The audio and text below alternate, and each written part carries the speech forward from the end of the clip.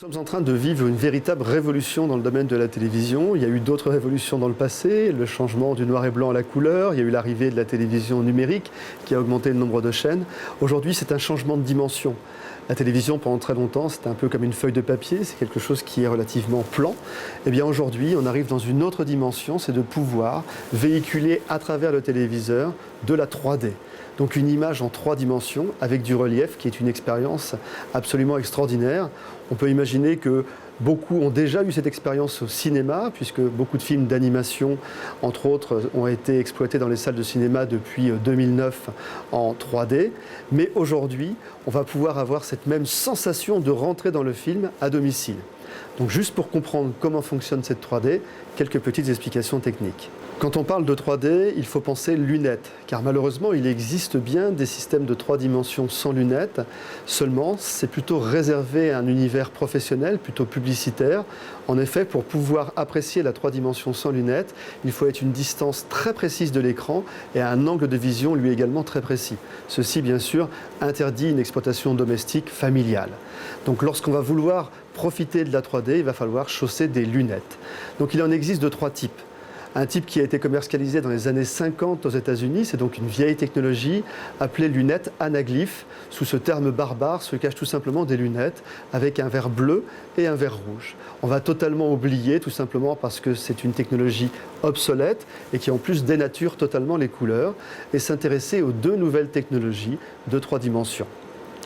Première technologie pour afficher de la 3 dimensions, un système qu'on appelle le système polarisé. Ce sont des lunettes bien assez simples, assez peu coûteuses, on peut imaginer entre 3 et 5 euros. Ce sont bien entendu des écrans spéciaux et simplement chaque œil va recevoir un signal qui globalement, une information lumineuse qui aura été polarisée avec un écart de 90 degrés entre les 2 verres, ce qui fait que chacun de nos yeux va recevoir une information différente qui va reconstituer le relief. Mais le système qui est le plus en vogue, le système qui va être utilisé par un très grand nombre de fabricants, est ce qu'on appelle les lunettes actives, c'est-à-dire des lunettes à obturation. Alors en quoi consiste une lunette active?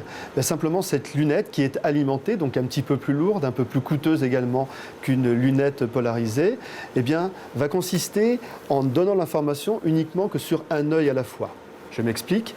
On va tout d'abord obturer avec un écran à cristaux liquides qui va avoir le rôle de volet un petit peu, l'œil droit par exemple, et on va afficher sur l'écran l'information qui concerne uniquement l'œil gauche. Ensuite, on va faire l'inverse. On va fermer, on va obturer l'œil gauche et on va envoyer sur l'écran l'image qui concerne l'œil droit. Et ainsi de suite en alternance, et ce à une vitesse très rapide, puisqu'on va afficher comme ça 120 images par seconde, c'est-à-dire 60 images pour l'œil gauche et 60 images pour l'œil droit. C'est simplement le cerveau, grâce à la persistance rétinienne, qui va recomposer l'image et recréer le relief. La perception de la 3D, comment ça se passe? Simplement, il faut savoir que les yeux d'un adulte sont environ séparés de 6 cm et demi. Donc ça veut dire que nos 2 yeux vont voir des images qui sont légèrement différentes l'une de l'autre.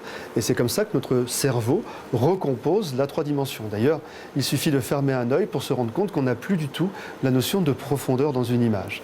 Quand un film est tourné en 3D ou créé en 3D, on va essayer de reconstituer cette différence de perception de champ entre les 2 yeux séparés de 6 cm et demi. Donc ce sont des caméras particulières, par exemple, pour les tournages qui vont permettre de récupérer cet effet de profondeur.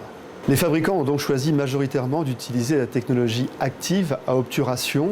Par contre, pour pouvoir exploiter cette 3 dimensions à domicile, il faudra faire évoluer son équipement. En effet, pour pouvoir afficher 120 images par seconde, encore faut-il que le téléviseur soit capable lui-même d'afficher ce rythme d'image de 120 images par seconde. Et il s'agit maintenant d'une nouvelle génération de téléviseurs qui va être capable d'afficher cette image.